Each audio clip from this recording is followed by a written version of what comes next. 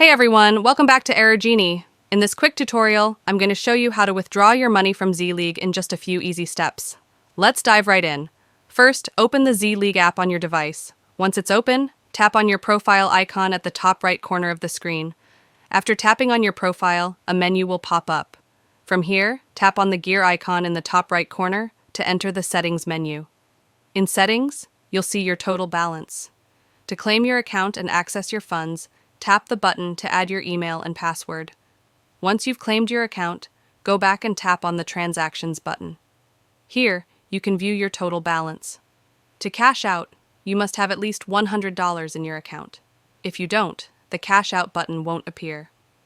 In my example, I only have $5, so the option to cash out isn't available yet.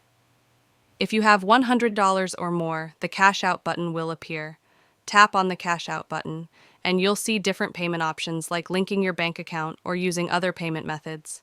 Choose your preferred method, follow the prompts, and withdraw your funds, and that's it. If you found this guide helpful, please like, subscribe, and share. Drop a comment if you have any questions, and I'll see you in the next video. Thanks for watching.